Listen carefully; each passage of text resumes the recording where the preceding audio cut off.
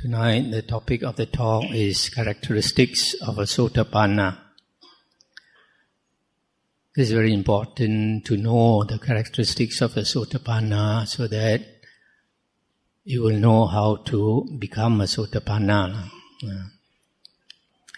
Sotapanna, actually, most of us know as the first fruition Arya. It is also known as Sotapatti Pala. Pala is fruit, Sotapatti is stream entry. So it's the attainment of the fruit of stream entry. That's a Sotapanna. When you analyze this Pali word Sotapanna, we find Sota has two meanings. It's either used as an ear, like Dibba Sota, the heavenly ear, or divine ear, and the other meaning is stream. Apanna means entered or penetrated. So Sotapanna means a person who has entered the stream. You can also say it is a person whose ear has been penetrated by the Dhamma. So that is Sotapanna. So just now I mentioned Sotapanna also means Sotapatti Pala. Sotapatti is a stream enterer. Sometimes we have this confusion, stream enterer, and we think it's a path attainer, and some people think it's a fruit attainer. So in Venerable Bhikkhu Bodhi's translation, he translates Sotapanna as stream enterer. But then Sotapatti, the first path attainer, is also a person who has entered the stream. So it's also a stream enterer. So to differentiate the two, I prefer to call the Sotapanna the stream winner. And the first path attainer is one who has entered the stream. Now, since it is a Sotapatti Pala, so we have to know what is stream entry, Sotapatti. In the Sangyutta Nikaya, under the Okanti Sangyutta, which is chapter 25 of the Sangyutta Nikaya, the first sutta, it talks about the two types of path attainer. One is called the Saddhanusarin, faith follower. The second one is called the Dhammanusarin, Dhamma follower. Only two types. There are only two types of first path attainer. And it is said that the faith follower, the Saddhanusarin, is one who places faith in the Dhamma and resolves on them. And the Dhamma follower, Dhammanusarin, is the one who accepts the Dhamma after having pondered on them. So the first one places faith in the Dhamma. The second one accepts the Dhamma. So to have faith in the Dhamma, you must listen to the Dhamma, isn't it? Then you understand the Dhamma. Then only you can have faith in the Dhamma, And the other one, the Dhammanusarin, Dhamma follower, accepts the Dhamma after having pondered on them. From here you can see both of them have listened to the Dhamma. And the first one has faith on the Dhamma. The second one accepts the Dhamma and has understood the Dhamma because he has pondered on it. Now the sutta continues to say the characteristics of these two first path attainers. They have transcended the plane of the ordinary worldlings. The ordinary worldlings are the Putujana, ordinary people who go round and round the cycle of rebirth, samsara. So if they have transcended the plane of the Putujana, they are Arya. So the first path attainer is an Arya. That is why when the Buddha talks about the Aryans, he talks about 8 types of Aryans. The first path, the first fruit, second path, second fruit, third path, third fruit, and fourth path, fourth fruit. And all Arahants and all Buddhas come under the fourth fruit category. So The first thing is these first path attainers are Aryans. And then it also says they are incapable of rebirth in the three woeful planes. You will never fall down into the woeful planes. That means the rebirth as a ghost, rebirth as an animal, and rebirth in the hell realm. They will never take rebirth there. That is very important because samsara, we can be reborn in 5 destinations of rebirth. Later books talk about 6. Liu Tao Lun Hui, they talk about 6 destinations of rebirth. But in the original suttas, the Buddha only talked about 5 types of rebirth planes. The first 2, heavenly and the human plane, are happy destinations of rebirth. The 3 woeful planes of rebirth I just mentioned just now, so that makes up 5. Now, samsara is very frightening only because of these 3 woeful planes of rebirth. If you are not going to fall into the 3 woeful planes of rebirth, then there's no need to get out of samsara, isn't it? Stay on, enjoy yourself as a human being, as a deva or devi, isn't it? So, now the Arya will never be reborn into the 3 woeful planes. That's another characteristic. Then the third one mentioned, they are incapable of dying without attaining the fruit of stream entry. Sotapanna Pala. They are incapable of dying without attaining the fruit of stream entry. This means at the last moment, even if they don't, from path, they don't turn to fruit, at the very last moment when they are dying, they will automatically attain the fruit. So actually it hints that the path and the fruit takes some time. Later books like the Abhidhamma, they say that when you attain the path, immediately the next conscious moment, it becomes fruit. If that is the case, you will never meet a path attainer, because before you can say, hello, he has become a fruit attainer, the next conscious moment, isn't it? So, the suttas actually indicate that the path and the fruit take some time.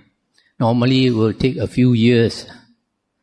And this is verified in 2 suttas. One is the Majjhima Nikaya 142, Dakkhina Vibhanga Sutta, where the Buddha talks about the merit of giving to different persons. So it is mentioned that even if you give an offering to 100 first path attainers, the merit is less than giving to 1 Sotapanna, first fruit attainer. That being the case, it means you can give to a first path attainer. If you can give to a first path attainer, he does not exist for only one conscious moment. He's there for you to give, isn't it? So from this sutta, it's quite evident that you can give to path attainers, that they don't exist only for one conscious moment. The other sutta is Samyutta Nikaya 55.24. And it's mentioned there that the first path attainer has not yet attained confirmed confidence in the Buddha, Dhamma and Sangha. Whereas the first fruit attainer has attained confirmed confidence, avijja pasada, in the Buddha, Dhamma and Sangha. So, you can see here that the path attainer, because he has not yet turned to fruit, his confidence is not confirmed yet. So these two show that after you attain stream entry, it takes some time before it turns to fruit. Now, it's also mentioned in this sutta that the Sotapanna is one who knows and sees the Dhamma. One who knows and sees the Dhamma. And this person also has all the characteristics mentioned before. And in addition, it is said that the Sotapanna is fixed in destiny, with enlightenment as his destination. That means no matter what happens, even if he does not make any effort, he will definitely attain enlightenment. And in other suttas, it is mentioned not more than 7 lifetimes. Within the maximum of 7 lifetimes, he will automatically enter Nibbana. So these are the things mentioned in this Sutta 25.1. So I recap.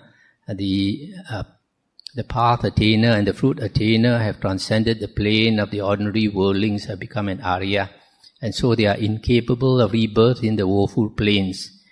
And the path attainer is incapable of dying without attaining the fruit of stream entry. And then the Sotapanna is fixed in destiny, with enlightenment as his destination. Now we look at another sutta, Sangyutta Nikaya 55.5. This is under the Sotapatti Sangyutta.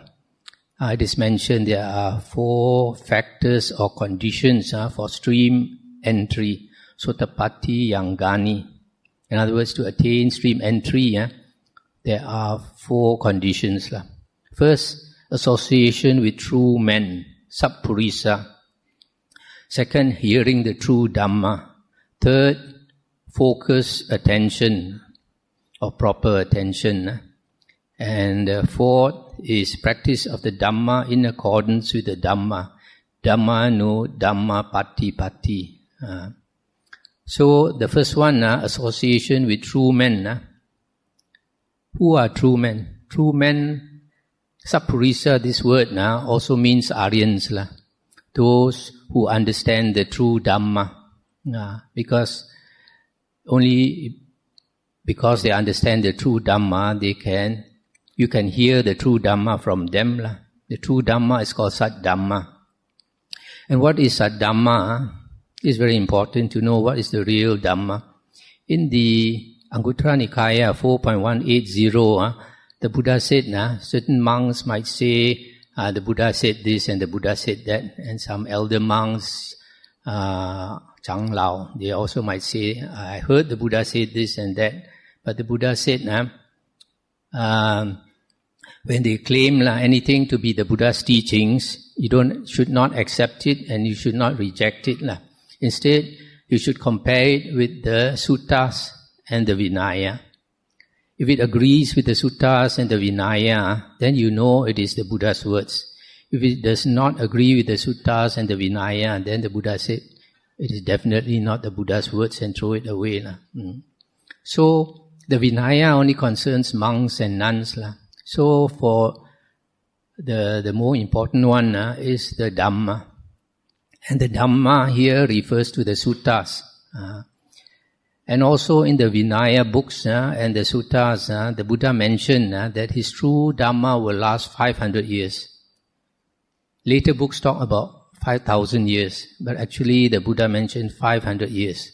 And what he means is that within 500 years, the Dhamma will not be polluted.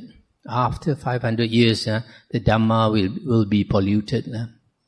So we want to know what is the Dhamma within these 500 years after the Buddha passed away.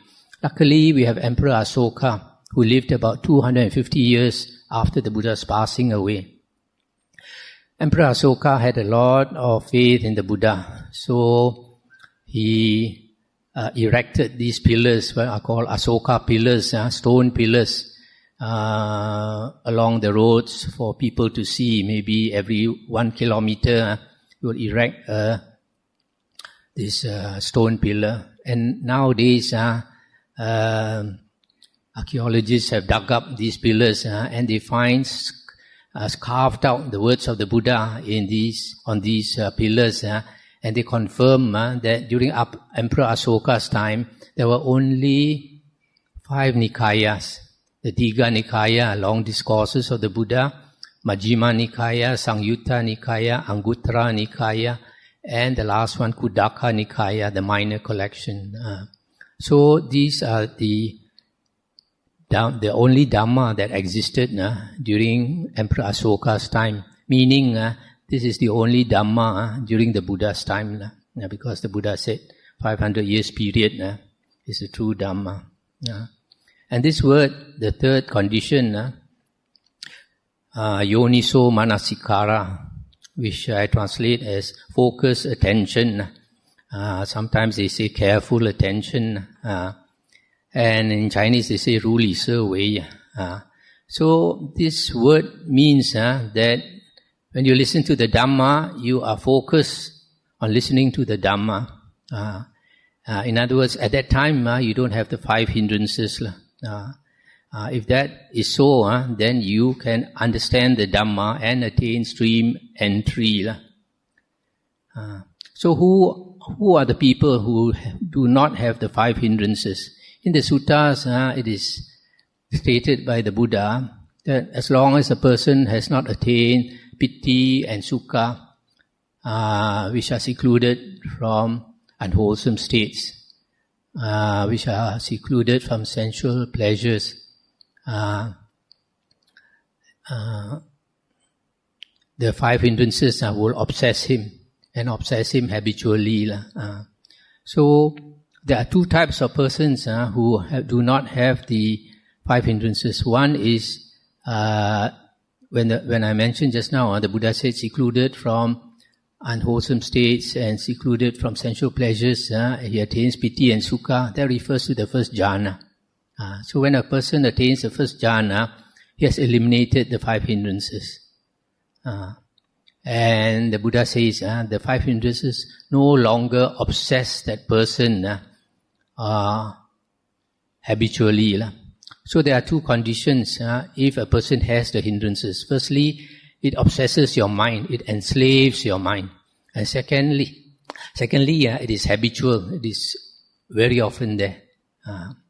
So that's why you find sometimes in newspapers, somebody rapes the daughter or rapes the granddaughter because he cannot control. These hindrances overwhelm his mind, obsess his mind. So that is one person who, after they attain the first jhana, the Buddha says the 5 hindrances are eliminated.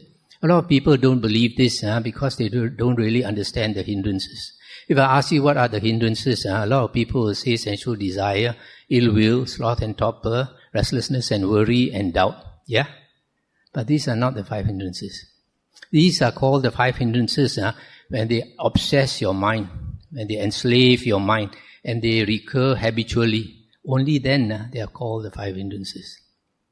So, when a person attains the first jhana, these 5 hindrances reduce to a low level. They are still there, but they are not called hindrances anymore. It's just like if you walk through the jungle, you have 7 feet high lalang, long grass obstructing you. It's a hindrance because you try to go through it, you cannot see in front of you. Secondly, it cuts you, cuts your skin. So it's a big hindrance. But if I cut down that lalang to 12 inches, is it a hindrance? It's no more hindrance. But it's obviously there, isn't it? 12 inches of lalang, everybody can see. But it's not called a hindrance anymore because it's so low. Yeah? But it's still observable. Yeah? So when a person attains the first jhana, it's like the 7 feet lalang has cut down to 12 inches. When he attains the second jhana, the 12 inches becomes 8 inches. When he attains the third jhana, it becomes 4 inches. When he attains the fourth jhana, it becomes 1 millimeter. So little. So there's a big difference between the first 3 jhanas and the fourth jhana. So that's why it is said that once a person attains the first jhana, the hindrances are eliminated, meaning generally eliminated for good.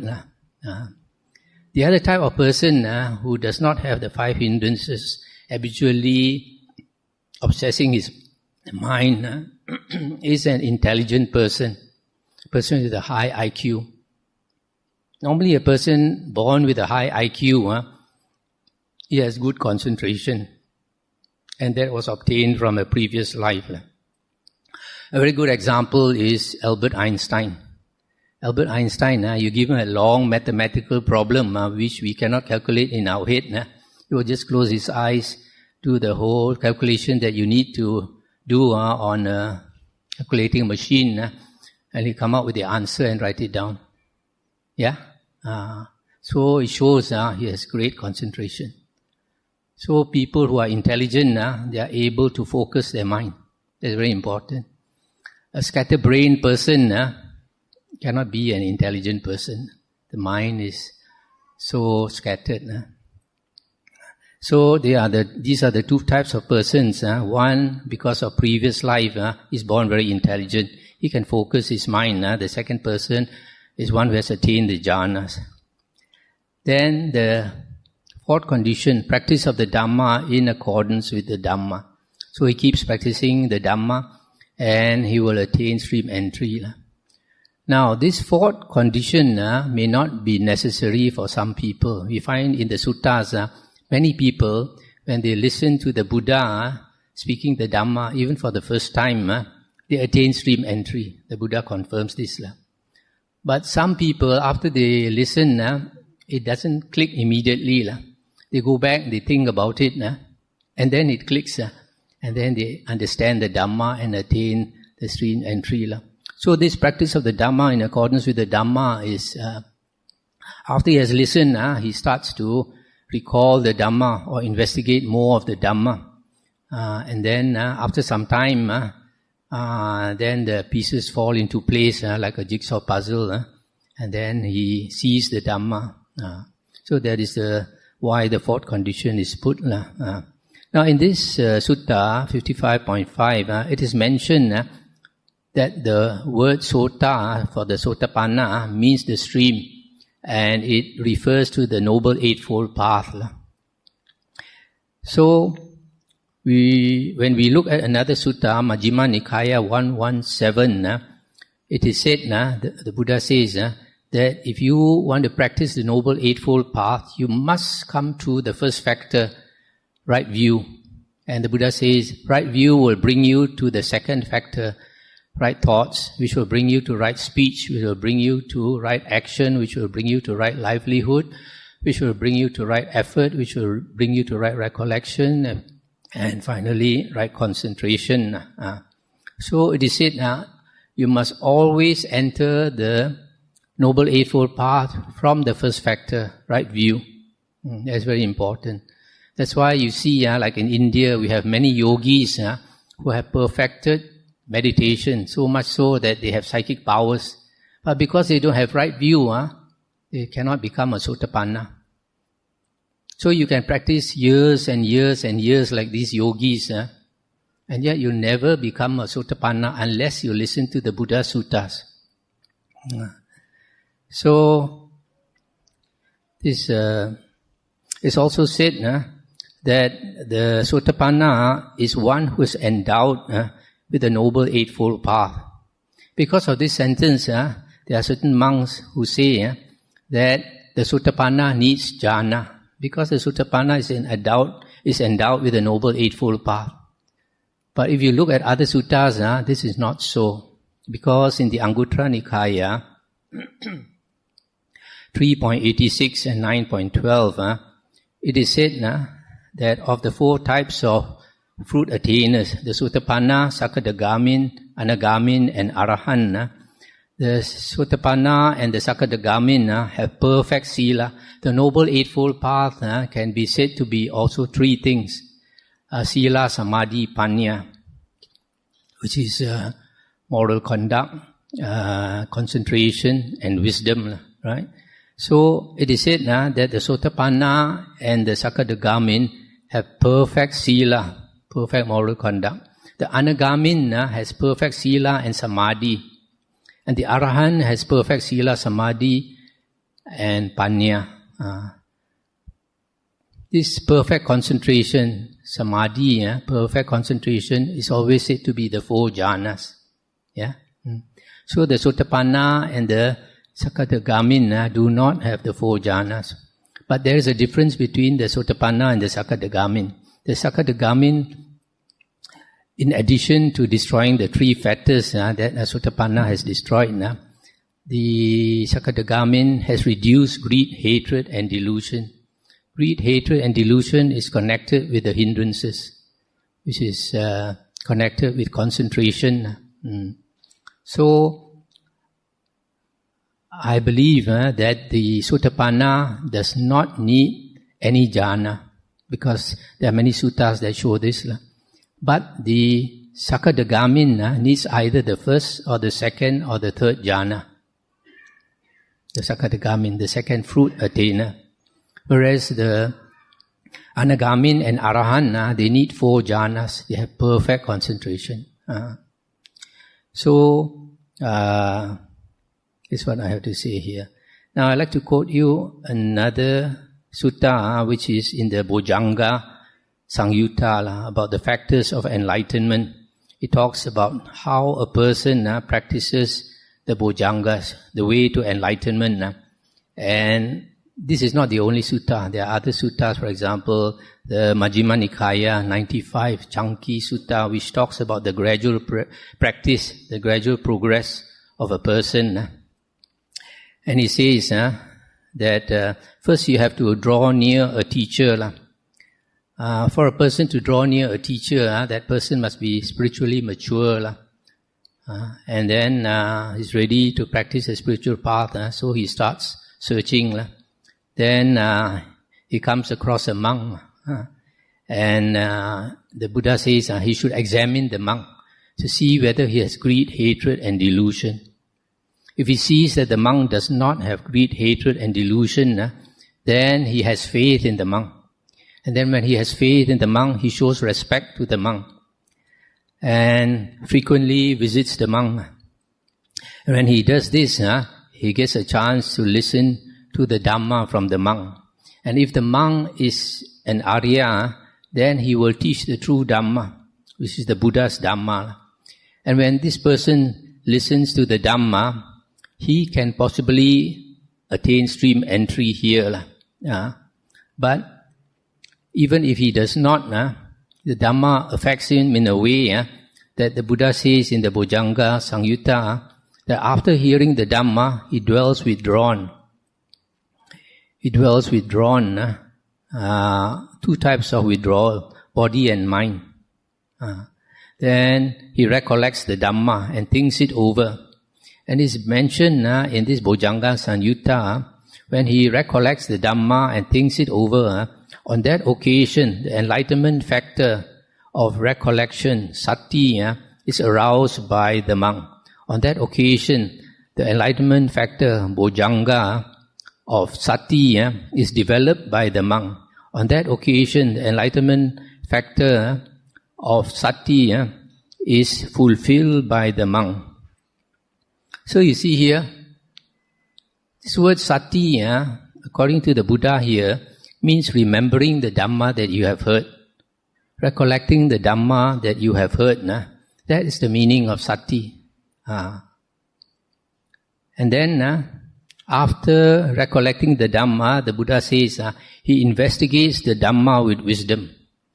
On that occasion, the enlightenment factor of Dhamma Vichaya, investigation of Dhamma, is aroused by the monk. On that occasion, the enlightenment factor of investigation of Dhamma is developed by the monk. On that occasion, the enlightenment factor of investigation of Dhamma is fulfilled by the monk. So, there are some people at this stage, after they investigate the Dhamma and they understand, then they attain stream entry. Then after that, the Buddha says, he puts forth energy, virya. This is the third Bojjhanga, enlightenment factor. And from there, because he puts forth effort, he meditates and all that, he attains piti, delight, then tranquility, etc., which are connected with the jhanas. So, this is the way that the Buddha says a person develops the Bojjhangas.